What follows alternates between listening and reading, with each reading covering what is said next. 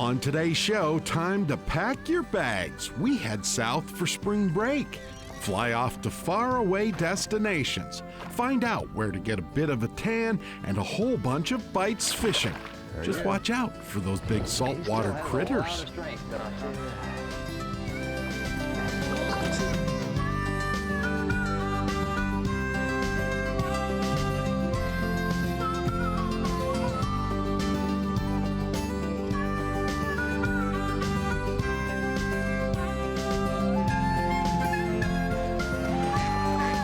Minnesota Bound. Brought to you by Minnesota's select GMC dealers. Hey everybody, Laura and I welcome you to this warm edition of Minnesota Bound. Ron Shera shares some of his favorite warm winter destinations. Fishy places that always seem to include two things. That's right, a lot of sun and a few fish. Okay. Real, he said.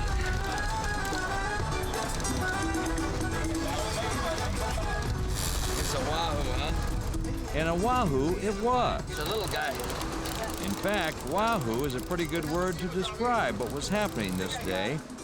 The Caribbean was wahoo wild. Charlie's turn next. Fishing companion Charlie Scandori rode the waves to reach a wahoo goal. Getting a little heavier. I never caught a wahoo before. It's something I've always wanted to do, and I accomplished that today. That's pretty good. The world of wahoo in a wonderful place, the island of Aruba. It's an island of extremes.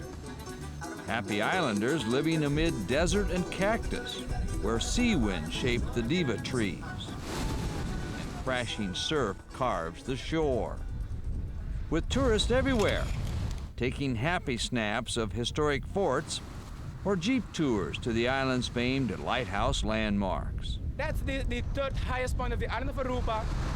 For visiting anglers, Aruba also has its own extremes. Wind-driven fishing seas on one coast, calm fishing water on the leeward side. Landlubbers like Charlie and me decided a couple of wahoo were enough as Captain Monty Lopez guided his fishing boat into calmer waters. Look at him. And We got tuna, looks like, on top. more fishing action. Well, we saw some birds, and under the birds were some tuna. All right. And I like to fish with light tackle, so That's what I like. That's how we do in Brooklyn, right? the whales that are passing through the Caribbean, they come here after the tuna, and the tuna jumps off out of the water because the whale or bigger fish is chasing them. Oh, that was fun. That was a lot of fun. A snapshot of our catch ended one story about Aruba's fishing picture, but the next chapter starts with World War II and the day a German freighter sunk not far from the island's sand beaches. Today, this reminder of war is a favorite diving destination for visitors. And the historic beach now is occupied by hotels and footprints. Beyond the fishing marinas, friendly restaurants serve fresh fish while seagulls play in the wind, and Caribbean music floats over this island getaway. But for Arthur Giel, fishing still goes on like the old days. This is herring, small herring, this is silverside. And Arthur still comes to the fishing hotspot, the old German shipwreck. Whoa, whoa, whoa. Oh, Lost it. lost it. These fish don't fool around. Whoa, whoa. What do we got there? The yellowfin, Not big, just pretty, nice fish on Aruba. and plenty of them hanging around the sunken fish magnet. All right. I think this is duck snapper, I think. Oh, beautiful. Oh, yeah. A duck snapper? Duck snapper. You see the teeth? By any name, this was Aruba's idea of a fishing utopia. Just too much fun to quit. Fishing in Aruba. Huh? Yeah, he's tired and I'm tired. Coming up next, we trade saltwater for the freshwater of Mexico, home to big bucket mouth bruisers. Minnesota Bound is brought to you by Minnesota Select GMC dealers, Rapala, Star Bank, and by Hewitt Docks, Lifts, and Pontoon Lakes.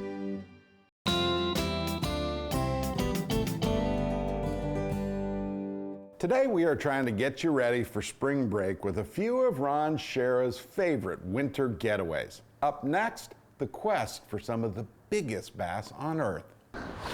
Where'd he go? Well, he's a little bit closer to 5. Yeah. Just one of the regular bass that on a day at El Salto that you can expect to catch. Expect to catch? Exactly. Bass anglers have no boundaries in their search of largemouth bass, and that explains why we come to places like El Salto. Well, what do you think? Hate to say it, but I think yours is a hair bigger. What about El Salto? This is El Salto, one of Mexico's newest reservoirs tucked away in the rugged Sierra Madres, less than an hour's drive from Mazatlan, a popular destination for turistos seeking sun and Pacific beaches. Over the last 15 years, the rising waters of El Salto have turned what used to be fields of cactus into watery haunts for largemouth bass. Well, I'd heard about it from a lot of my friends, and I just happened to just think, well, I'd better get up there and check it out. And I came here last year, and not only is it probably the best fishery, but it's one of the most beautiful places that I've ever been. I got it. While ancient cemeteries slowly disappear from shore, new fishing camps are springing up as El Salto's big bass reputation spreads north of the Mexican border. The newest camp is El Salto Pro Bass Adventures, headquartered in the Mexican village of La Cruz. Not as big as it's not a 10. And managed by a former bass pro, Fred Ward. It's like about an 8. El Salto produced a lot of fish for a lot of years, but they were only small, maybe up to 5-6 pounds. And then just 2 years ago, it began to develop 10 and 12-pound bass just all of a sudden. And now it's, it's the best fishery in the world. A day of fishing at El Salto begins at dawn like a Mexican fiesta. Oh, he's a jumper, wasn't he?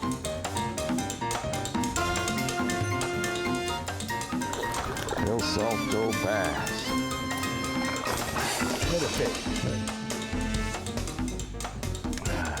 The shores of El Salto may say Mexico, but the El Salto bass act like bass anywhere. At home under flotillas of hydrilla and swimming amid flooded timber. Oh, J-Money. I lost him. No barbs. I gotta remember that. No slack line. We're all gonna get off. It was cool though. As we explored more of El Salto, as we flipped worms or twitched topwater lures, the evidence was mounting. If heaven's a bass lake, it might be in Mexico. There ain't anything like it. All right. When we return, the answer to every bass angler's prayer. There might be bass giants in El Salto, but can you catch them? Come on, baby. Man, they got strength, don't they? Closed captioning is brought to you by Connecticut.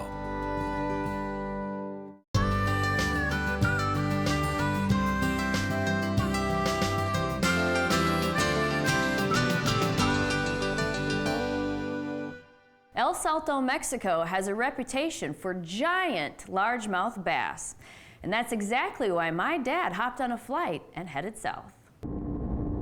A sunset over Mexico's El Salto is like the first page in a dream adventure. You are casting into magic basin water to the sounds of Mexico's pheasant, the chachalaca. And maybe, just maybe, you'll hold in your hands the biggest bass of your life. Fishing on El Salto is made of dreams like that. at least 80% of the people will get a fish over 7 pounds. Fella, get back in there.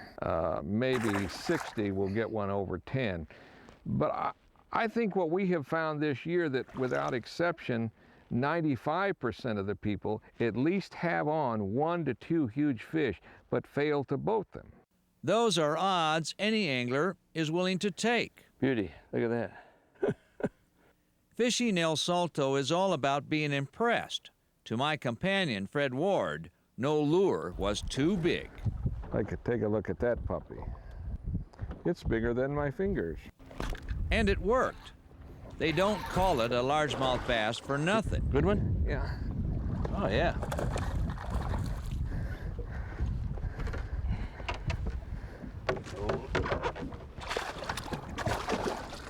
Almost. There you go, Freddy boy.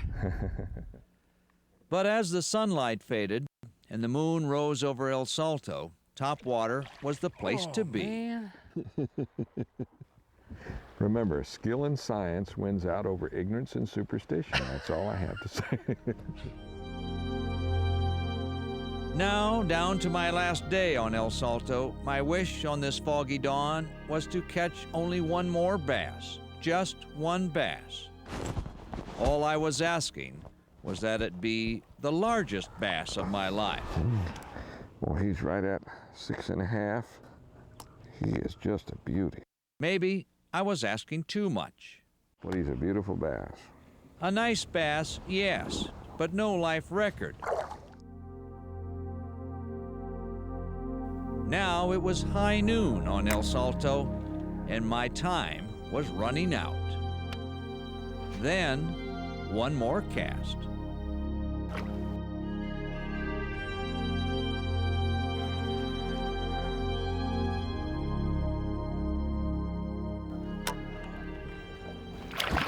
There he is. Get him, buddy. Here's your fish. My fish. He's got shoulders on him.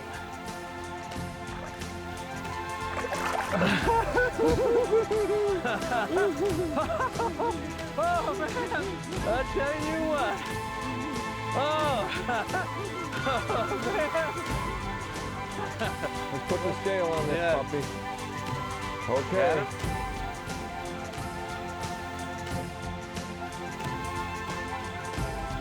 13-1. 13-1. The largest bass of my fishing days was now in the book. Well, that's what you came for, wasn't it? Yeah, it was. El Salto, muy grande. Still ahead, the story of saltwater fishing's favorite character. We revisit our days with the Spanish fly. Minnesota Bound is brought to you by Ice Castle Fish Houses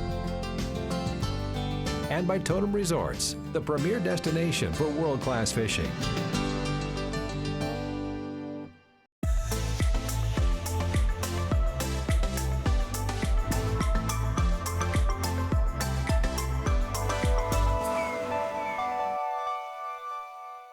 Today's show is not only dedicated to our favorite spring getaways, but Also to the great characters that make these fishing trips so much fun. Ron Scherer will never forget Jose Wejebe.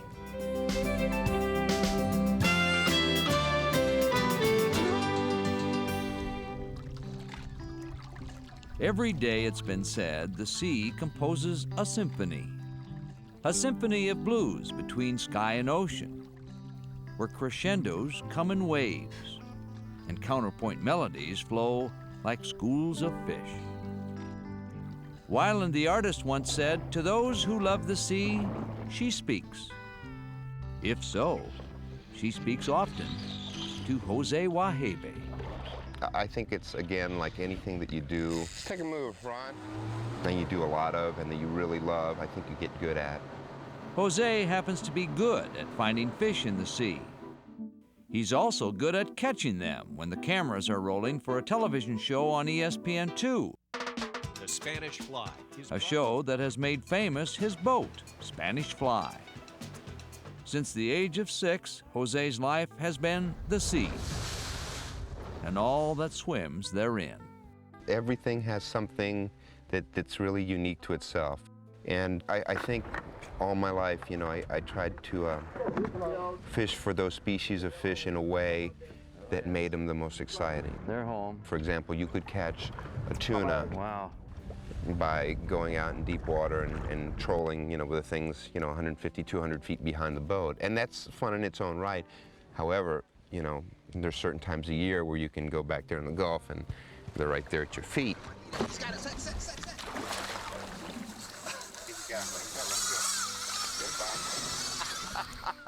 So you try to fish for those species of fish in a way that makes them, you know, really shine.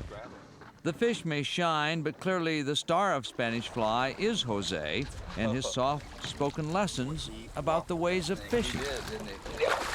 Oh, beautiful. Oh, gorgeous fish. It's a beautiful little creature. Oh, they're just It's all changed my muscle, life too. in a lot of ways. You know, it used to be much simpler, you know, to get in the boat, and, you know, you had a few decisions to make, north, south, east, or west, you know. That was it.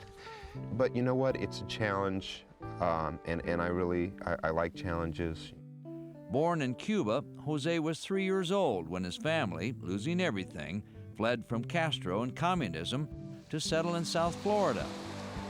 At the age of 16, Jose already knew what he wanted to do the rest of his life, so he moved to the Florida Keys and began the journey. The journey to be a fishing guide. Oh, yes. I think there's people that are born with a certain talent for some things, and I think there's other people who don't have perhaps that talent, but through perseverance and through hard work end up getting to that same level just because, you know, the love of it and stuff. You got to commit. Okay. Here. What we got here? I don't know. What is that? Something. Catch it.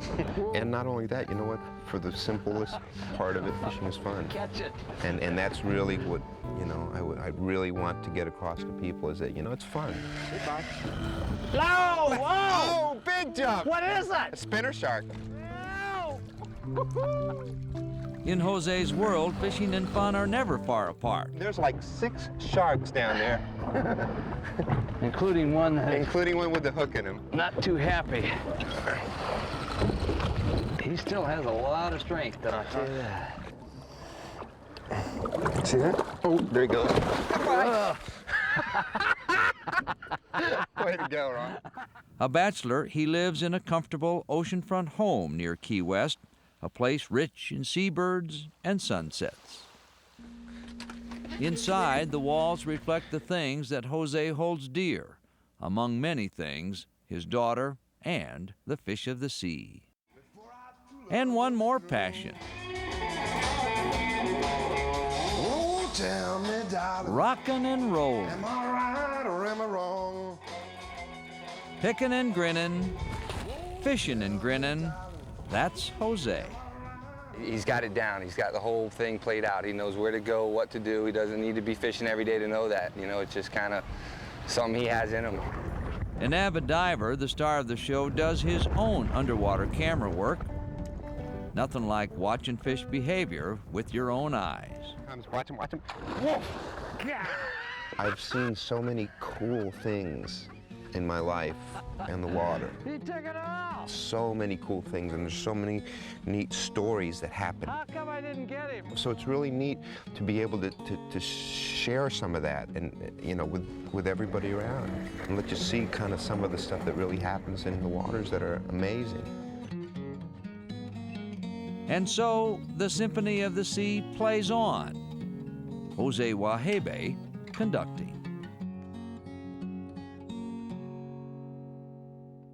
Sadly, the fishing world lost Jose back in 2012. You know, his experimental aircraft actually crashed while he was filming his television show. It was an old favorite of mine called Spanish Fly.